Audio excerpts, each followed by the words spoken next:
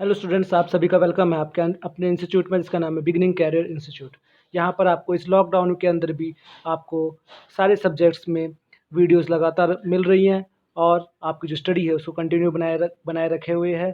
तो आइए आज हम लोग स्टार्ट करते हैं सिविक्स का चैप्टर नंबर 1। सिविक्स का चैप्टर नंबर 1 यदि हम लोग देखें तो क्या है, पावर शेयरिंग। यानी कि इसमें क्या होता है, शेयरिंग मीन्स शेयर करना, है ना। शेयर करना यानी बांटना। और किसको बांट रहे हैं, पावर को। किसकी पावर, गवर्नमेंट की पावर्स को। तो इस चैप्टर में हम लोग बेसिकली क्या पढ़ते हैं, इस चैप्टर में हम लोग पढ़ते हैं कि भाई कंट्री की जो है, कंट्री के पावर को कैसे डिवाइड किया जाता है, नंबर 1। और नंबर 2, क्या डिवाइड करना वाकई में रियलिटी में ज़रूरी है या नहीं है। अगर हम पावर डिवाइड ना करें तो क्या घाटा हो सकता है, और अगर हम पावर डिवाइड करें तो क्या फ़ायदा हो सकता है। इन सब चीज़ों के बारे में इस चैप्टर में पढ़ना है। तो जैसा कि आप सभी को पता है कि 9th क्लास से आपकी जो सिविक्स है वो वर्ल्ड लेवल पर स्टार्ट होती है। यानी कि उसमें जो भी एग्जांपल्स दिए जाते हैं वो किसके दिए जाते हैं, वर्ल्ड की कंट्रीज़ के ज़्यादा एग्जांपल दिए जाते हैं। वैसे ही 10th क्लास में भी आपकी जो वर्ल्ड सिविक्स है वो सिविक्स इंडियन सिविक्स ना होकर कौन सिविक्स होती है, वर्ल्ड सिविक्स। ठीक है। और वर्ल्ड सिविक्स के अकॉर्डिंग क्या है, यहाँ पर भी आपको एग्जाम्पल किसके मिलेंगे, वर्ल्ड के। यानी वर्ल्ड की जो कंट्रीज़ है उसके एग्जाम्पल्स आपको देखने को मिलेंगे। तो सबसे पहले इसमें जो है, इसमें स्टार्ट किया गया 2 कंट्री के साथ में। कितने कंट्री के साथ में, 2 कंट्री के साथ में। एक थी बेल्जियम और एक है श्रीलंका।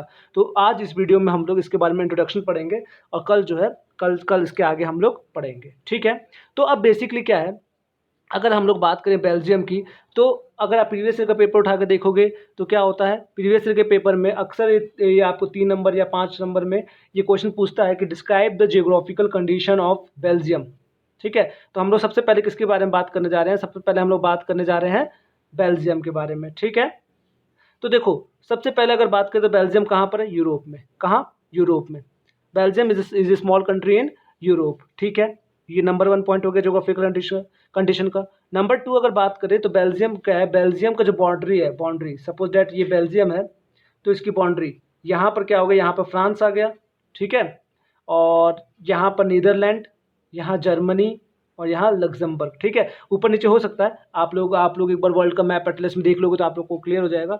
यानी कि जो फ्रांस की कंट्री है वो चारों तरफ से 4 कंट्री से घिरी हुई है। यानी कि जो उसकी बाउंड्री लाइन है, बेल्जियम की जो बाउंड्री लाइन है वो क्या है, बेल्जियम की बाउंड्री लाइन 4 कंट्रीज के बाउंड्री लाइन को टच करती है। कौन कौन से, France, Netherlands, Germany and Luxembourg. ठीक है भाई।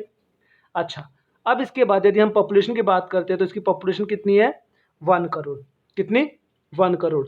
और यदि एरिया की बात करते हैं कि कितना एरिया कवर करता है, कितने कितनी जगह पे ये फैला हुआ है, तो बेल्जियम के यदि एरिया की बात करें तो इंडिया का एक स्टेट है जिसका नाम है हरियाणा।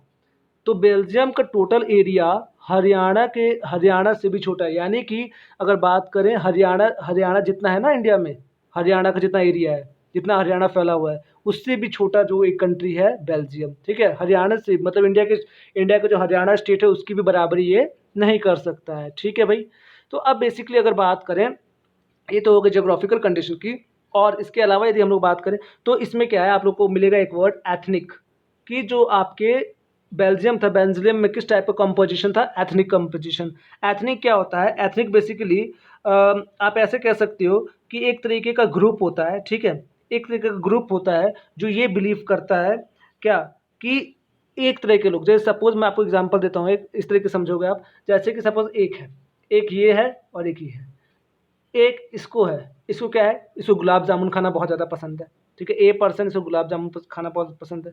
पर ये बी है, इसको क्या है, समोसे खाने पसंद है।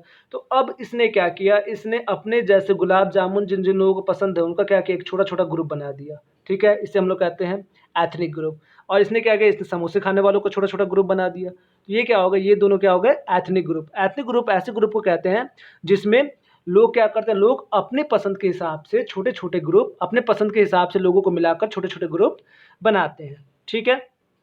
तो ये एथनिक कॉम्पोजिशन क्या था इसमें।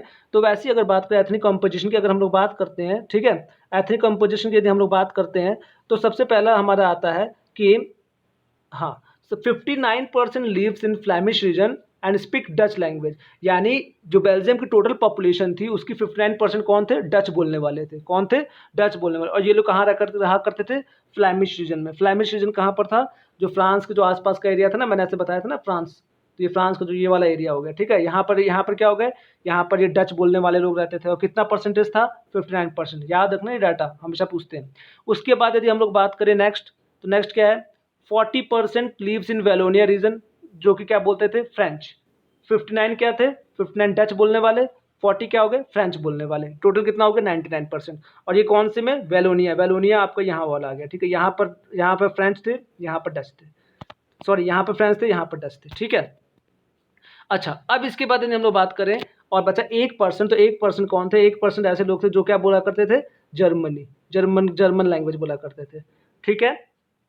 ये तो हो गई बात बेल्जियम की, ठीक है। 59% डच बोलने वाले, 40% फ्रेंच बोलने वाले और 1% जो थे वो जर्मन बोलने वाले थे। अच्छा, अब इसके बाद यदि हम लोग बात करते हैं तो इसके बाद क्या था, इसके बाद बेल्जियम की कैपिटल क्या थी, ब्रुसेल्स। क्या है कैपिटल, ब्रुसेल्स, ठीक है।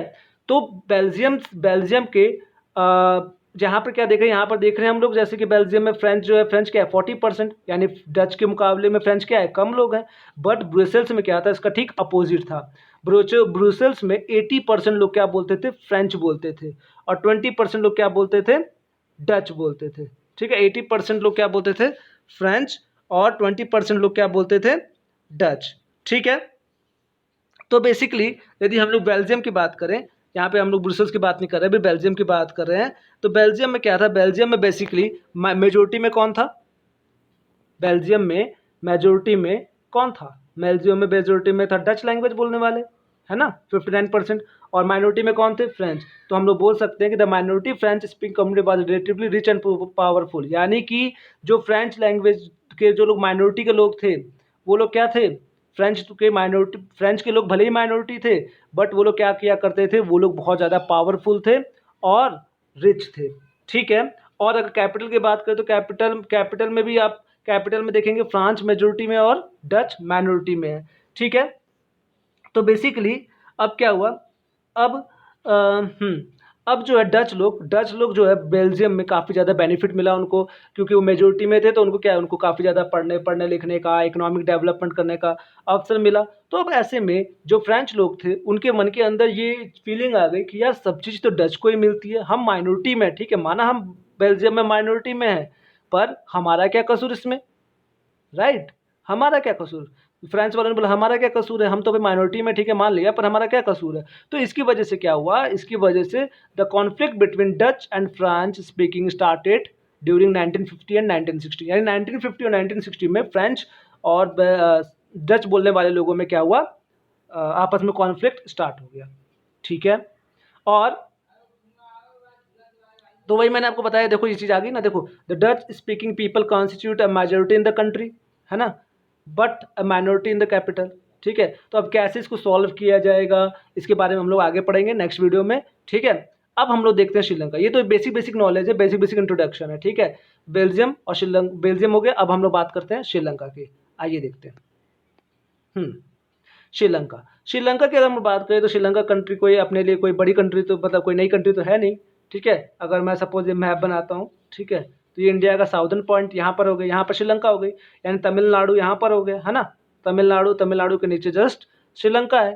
तो वही चीज़ है, Sri Lanka is a few kilometre off the southern coast of Tamil Nadu के पास में ही है, ठीक है। और यहाँ की पॉपुलेशन की अगर बात करें तो यहाँ की पॉपुलेशन कितनी है, 2 करोड़, सॉरी कितनी पॉपुलेशन है, 2 करोड़, ठीक है भाई।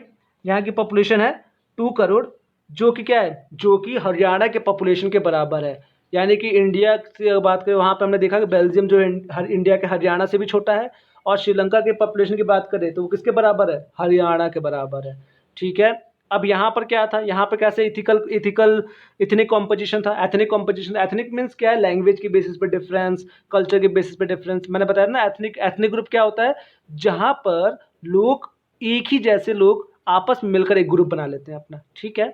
अब यहाँ पर आपकी बेसिकली थे सिन्हल, जो यहाँ पे कॉन्फ्लिक्ट था, वो कॉन्फ्लिक्ट था सिन्हल और तमिल लोगों के बीच में, ठीक है।